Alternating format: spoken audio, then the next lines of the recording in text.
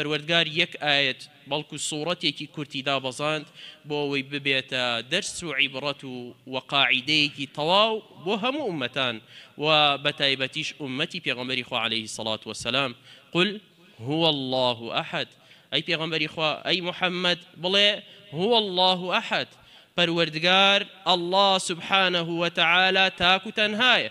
الله الصمد ئەو خوایە پێویستی بەوە نییە کە هاوڵی هەبێ و پێویستی بە یارمەتی دەرنیە بەڵکو ئەو یارمەتی هەموو خەڵکەدات و پێویستیەکانی هەموو خەڵکی جێبەجێکات و پێویستیشی بە هیچ کەسێک نییە ئەو خوایە لەم یەلید وەلەم یولد نە کەسی لێبێ و نە لە کەسیش بووە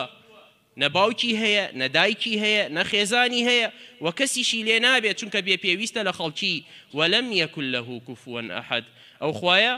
الله سبحانه وتعالى هیچ کەسێک هاوشێوەی ئەو نییە نە لە صفاتیدا نە لە تەوحید و لە ڕوبوبیەت و لە ئولوهیەتیشیدا ئەو خوایە صفەتەکانی جیاوازە لە هەموو صفاتی بەندەکانی و ئەو خوایە لە دەسەڵات و لە عەظیمەتیدا هیچ کەسێک وەکو ئەو نییە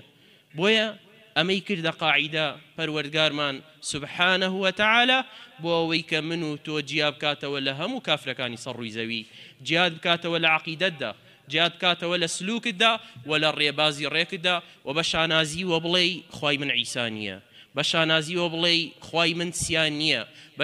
بە شانازی وە بڵێ کە خوای من نە لە کەس بووە و نە کەسیشی لێبێ و ئەمە دەستور و ڕێبازێکی تەواو و ڕێکە مسلمانان ئەبێ بە شانازی و ڕۆژانە دووبارەی بکەنەوە و تیایدا شوێنی هیچ کەسێک نەکەون ئیلا ئەو بەرنامە نەبێ کە پەروەردگارمان